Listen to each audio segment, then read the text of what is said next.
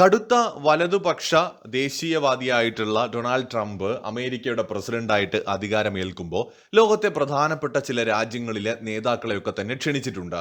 അമേരിക്കയുടെ ഏറ്റവും അടുത്ത സുഹൃത്ത് രാജ്യങ്ങളെയോ അല്ലെങ്കിൽ അമേരിക്കയുടെ ഏറ്റവും അടുത്ത വ്യാപാര പങ്കാളികളായിട്ടുള്ള രാജ്യങ്ങളെയോ ഒക്കെയാണ് അമേരിക്ക ഇത്തരത്തിൽ ക്ഷണിച്ചിട്ടുള്ളത്.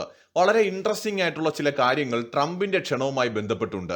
സാധാരണ രീതിയിൽ അമേരിക്കൻ പ്രസിഡന്റ് സത്യപ്രതിജ്ഞ ചെയ്ത് അധികാരമേൽക്കുക എന്ന് പറയുമ്പോൾ അത് അമേരിക്കയുടെ ഒരു ആഭ്യന്തര കാര്യം മാത്രമാണ്. പലപ്പോഴും രാജ്യങ്ങളുടെ നയതന്ത്ര പ്രതിനിധികൾ, അംബാസിഡർമാരൊക്കെ പോലെ ഓരോ രാജ്യത്തെയുമുള്ള നയതന്ത്ര പ്രതിനിധികളൊക്കെയാണ് പങ്കെടുക്കാറുള്ളത്. പിന്നെ മുൻ അമേരിക്കൻ പ്രസിഡന്റുമാര്, നിലവിൽ അധികാരമൊഴിയുന്ന അമേരിക്കയുടെ പ്രസിഡന്റ്, വൈസ് പ്രസിഡന്റ്, അമേരിക്കയിലെ ഉന്നതരായിട്ടുള്ള ആൾക്കാർ പങ്കെടുക്കുന്ന ഒരു പ്രക്രിയയാണെങ്കിൽ ഇത്തവണ ട്രംപ് ഈ ഒരു സത്യപ്രതിജ്ഞാ ചടങ്ങിനെ വേറൊരു രീതിയിലാണ് എടുത്തിരിക്കുന്നത്. അതായത് നാഷണലിസ്റ്റുകളായിട്ടുള്ള അല്ലെങ്കിൽ ട്രംപിനെ സപ്പോർട്ട് ചെയ്യുന്ന വലതുപക്ഷ രാഷ്ട്രീയത്തിന്റെ പ്രതിനിധികളായിട്ടുള്ള നേതാക്കളെയാണ് ക്ഷണിച്ചിരിക്കുന്നത്. അതിൽ ഒരു അപവാദം എന്ന് പറയാവുന്നത് ചൈന മാത്രമാണ്. അതിലേക്ക് ഞാൻ വരാം. അതിനു മുമ്പ് ട്രംപ് ആരെയൊക്കെയാണ് ക്ഷണിച്ചത് എന്ന് നമുക്ക് നോക്കാം. അതായത് ഹിലരി ക്ലിന്റൺ, ബരാക് ഒബാമ, അതോടൊപ്പം ജോർജ് ബുഷ്, ബിൽ ക്ലിന്റൺ, ഇപ്പോഴത്തെ പ്രസിഡന്റ്, വൈസ് പ്രസിഡന്റും ഒക്കെ പങ്കെടുക്കുന്നുണ്ട്. എന്നാൽ മിഷേൽ ഒബാമ പങ്കെടുക്കുന്നില്ല. അടുത്ത തെരഞ്ഞെടുപ്പിൽ പ്രസിഡന്റ് സ്ഥാനാർത്ഥിയായിട്ട് ഡെമോക്രാറ്റുകൾ ഉയർത്തി കാണിക്കാൻ സാധ്യതയുള്ള ഒരാളാണ് മിഷേൽ ഒബാമ. അപ്പൊ അതുകൊണ്ട് തീർച്ചയായിട്ടും അതിന്റെ ഒരു രാഷ്ട്രീയ വശം ഉണ്ടാകാമെന്ന് തോന്നുന്നു. അതെന്തോ ആകട്ടെ, ഇപ്പോൾ വരാൻ പോകുന്ന ആൾക്കാർ ആരൊക്കെയാണ്? അർജന്റീനയുടെ പ്രസിഡന്റ് ഹാവിയർ മിലി, ഇദ്ദേഹം ഒരു കടുത്ത ട്രംപ് ആരാധകൻ കൂടിയാണ്. ഇറ്റലിയുടെ പ്രധാനമന്ത്രി ജോർജിയ മെലോനി, ട്രംപിന്റെയും ഇലോൺ മസ്കിന്റെയും ഏറ്റവും അടുത്ത ആളാണ്. വളരെയധികം വിധേയത്വം ട്രംപിനോടും ഇലോൺ മസ്കിനോടും ഉള്ള ആളാണ് നമ്മുടെ ജോർജിയ മെലോനി. ഇന്ത്യയുടെ അടുത്ത സുഹൃത്ത് രാജ്യമാണ് ഇറ്റലി. നരേന്ദ്രമോദിയുമായിട്ട് മെലോനിക്ക് നല്ല ബന്ധമുണ്ട്. തീവ്ര വലതുപക്ഷ നിലപാടുകളുള്ള ആളാണ് ജോർജിയ മെലോനി. ജോർജിയ മെലോനി നേരത്തെ വന്ന് ട്രംപിനെ കാണുകയും ഒക്കെ ചെയ്തിരുന്നു. അതുപോലെ ഇക്വഡോർ പ്രസിഡന്റ് ഡാനിയൽ നൊബോവ, ഇദ്ദേഹം വളരെ അടുത്ത ഒരു ട്രംപ് അനുകൂലിയാണ്, അമേരിക്കൻ അനുകൂലിയാണ്. വിശേഷിച്ച് ട്രംപിന്റെ പ്രിയപ്പെട്ട ഒരാളാണ് ഇക്വഡോർ പ്രസിഡന്റ് ഡാനിയൽ നൊബോവ എന്ന് പറയുന്നത്. ചൈനയ്ക്ക് ക്ഷണമുണ്ടായിരുന്നു. ചൈന ഷി ജിൻപിങ് ആയിരിക്കില്ല പോകുന്നത്, പകരം അവരുടെ വൈസ് പ്രസിഡന്റിനെയാണ് അയക്കുന്നത്, ഹാൻ ഷെങ്. അത് അത്യാവശ്യം ഉയർന്നൊരു പോസ്റ്റ് തന്നെയാണ് ഹാൻ ഷെങ്ങിന്റെ.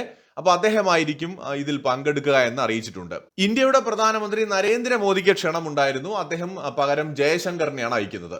അതായത് കുറച്ചും കൂടി പവർഫുൾ ആയിട്ടുള്ള രാജ്യങ്ങൾ, സ്വതന്ത്രമായിട്ടുള്ള ഫോറിൻ പോളിസി ഉള്ള, ഇൻഡിപെൻഡന്റ് ആയിട്ടുള്ള, സ്ട്രോങ് ആയിട്ടുള്ള രാജ്യങ്ങൾ, അതിലെ രാഷ്ട്ര തലവന്മാർ നേരിട്ട് പോകുന്നതിന് പകരം അവരുടെ പ്രതിനിധികളെ അയക്കുന്നതാണ് കാണുന്നത്. ഇപ്പോൾ ഇന്ത്യയിൽ നിന്ന് നരേന്ദ്രമോദി പ്രതിനിധിയായിട്ട് ജയശങ്കറിനെ അയക്കുന്നു. കാരണം ഇന്റർനാഷണൽ കാര്യങ്ങളിൽ മോദി കഴിഞ്ഞാൽ അടുത്ത ആള് ശരിക്കും ജയശങ്കർ തന്നെയാണ്. കാരണം നമ്മുടേത് ഒരു പാർലമെന്ററി സിസ്റ്റമാണ്.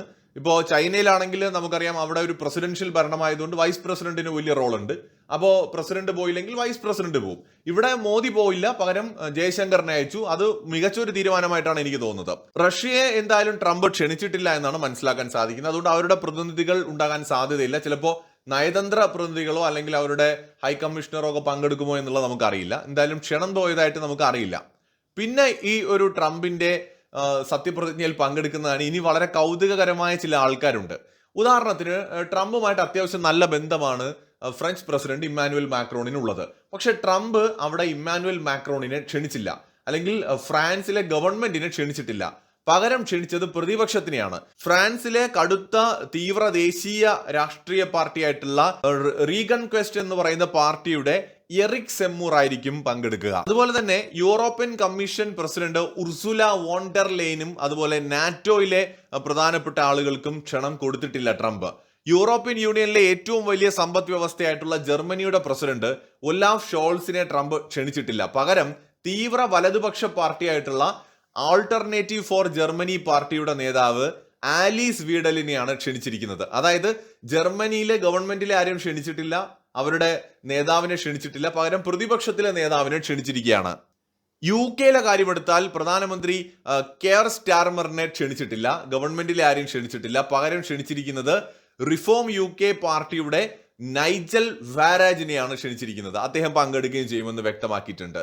അതോടൊപ്പം തന്നെ ഈ ബ്രസീലിലാണെങ്കിലും നിലവിലെ ഗവൺമെന്റിനെയും അല്ലെങ്കിൽ നേതാക്കളെയും ക്ഷണിച്ചിട്ടില്ല. പകരം ട്രംപ് ഓഫ് ദി ട്രോപ്പിക്സ് എന്ന് വിളിപ്പേരുള്ള മുൻ ബ്രസീലിയൻ പ്രസിഡന്റ് ജെയർ ബോൾസോനാരോയെയാണ് വിളിച്ചിരിക്കുന്നത്. യാത്രാ വിലക്കുള്ളതുകൊണ്ട് അദ്ദേഹത്തിന് പങ്കെടുക്കാൻ കഴിയില്ല. അപ്പൊ ഇവിടെ നോക്കൂ, ശ്രദ്ധിച്ചു നോക്കിയാൽ നമുക്ക് മനസ്സിലാവും, ട്രംപ് ചില രാഷ്ട്രങ്ങളിലെ അദ്ദേഹത്തിന്റെ അടുപ്പമുള്ള രാഷ്ട്രങ്ങളിലെ നേതാക്കളെയോ അല്ലെങ്കിൽ അവരുടെ പ്രതിനിധികളെയോ ക്ഷണിച്ചിട്ടുണ്ട്. ചില രാഷ്ട്രങ്ങളിലെ പ്രതിപക്ഷ പാർട്ടികളെയാണ് ക്ഷണിച്ചിരിക്കുന്നത്. അല്ലെങ്കിൽ പ്രതിപക്ഷ നേതാക്കളെയാണ് ക്ഷണിച്ചിരിക്കുന്നത്. അതായത് തീവ്ര വലതുപക്ഷ ഭരണകൂടങ്ങളുമായിട്ടുള്ള ബന്ധത്തിനാണ് ട്രംപ് പ്രാധാന്യം കൊടുക്കുന്നത് എന്നത് ഈ അദ്ദേഹത്തിന്റെ ഈ ക്ഷണം കണ്ടാൽ തന്നെ നമുക്കറിയാം. ദെൻ എന്തുകൊണ്ട് രാഹുൽ ഗാന്ധിയെ ക്ഷണിച്ചില്ല? പ്രധാനമന്ത്രി നരേന്ദ്രമോദിയെ ക്ഷണിച്ചിട്ടുണ്ട്, പകരം ഇവിടെ നിന്ന് പോകുന്നത് ജയശങ്കറാണ്. പ്രതിപക്ഷത്ത് നിന്ന് ആരെയും വിളിച്ചിട്ടില്ല. അതായത് ട്രംപ് പ്രതിപക്ഷത്ത് നിന്ന് വിളിച്ചിട്ടുണ്ട് വേറെ രാജ്യങ്ങളിൽ. അതാണ് ഞാൻ പറഞ്ഞ ഉദാഹരണം. ജർമ്മനി, അതുപോലെ ഫ്രാൻസ്, ബ്രിട്ടൻ, ഇവിടെയൊക്കെ പ്രതിപക്ഷ പാർട്ടികളിൽ നിന്നാണ് വിളിച്ചിരിക്കുന്നത്. അങ്ങനെയെങ്കിൽ രാഹുൽ ഗാന്ധിക്ക് ട്രംപിന്റെ ഒരു ക്ഷണം കൊടുക്കേണ്ടതല്ലേ? പക്ഷെ കൊടുത്തിട്ടില്ല അല്ലെ? കോൺഗ്രസ് പാർട്ടിയിൽ നിന്ന് ആരെയും വിളിച്ചിട്ടില്ല. അതിന്റെ അർത്ഥം ട്രംപ് അഡ്മിനിസ്ട്രേഷന് ഇന്ത്യയുടെ പ്രതിപക്ഷ പാർട്ടികളിൽ വലിയ താല്പര്യമില്ല എന്നാണ്, ഒരു പാർട്ടിയിലും. അപ്പോൾ നരേന്ദ്രമോദി സർക്കാരുമായിട്ട് തന്നെയാണ് ട്രംപ് തുടർന്നും അദ്ദേഹത്തിന്റെ റിലേഷൻ കീപ്പ് ചെയ്യാനായിട്ട് ആഗ്രഹിക്കുന്നത്. സോ ഈ അടുത്തിടെ കഴിഞ്ഞ ദിവസങ്ങളിൽ ട്രംപിന്റെ അടുത്ത വൃത്തങ്ങൾ പറയുന്നത് മോദിയും ട്രംപും തമ്മിൽ ഒരു ഗംഭീര കൂടിക്കാഴ്ച ഉണ്ടാകുമെന്നാണ്. ഒന്നുകിൽ ട്രംപ് ഇന്ത്യയിലേക്ക് വരും, ഇല്ലെങ്കിൽ മോദി അമേരിക്കയിലേക്ക് പോകും. രണ്ടിനും സാധ്യത കാണുന്നുണ്ട്. ചിലപ്പോൾ രണ്ടും അടുത്തടുത്ത സമയങ്ങളിൽ നടക്കാം. അപ്പൊ എന്തായാലും ഇന്ത്യയും അമേരിക്കയും തമ്മിലുള്ള ബന്ധം കൂടുതൽ ശക്തമാകുമെന്ന സൂചനകളാണ് ഇപ്പോൾ നമുക്ക് വരുന്നത്. ട്രംപ് അധികാരമേൽക്കുമ്പോഴുള്ള അദ്ദേഹത്തിന്റെ നിലപാടുകൾ എന്താണെന്നുള്ളത് വൈകാതെ കാണാം. മറ്റൊരു വീഡിയോയുമായി വീണ്ടും കാണാം.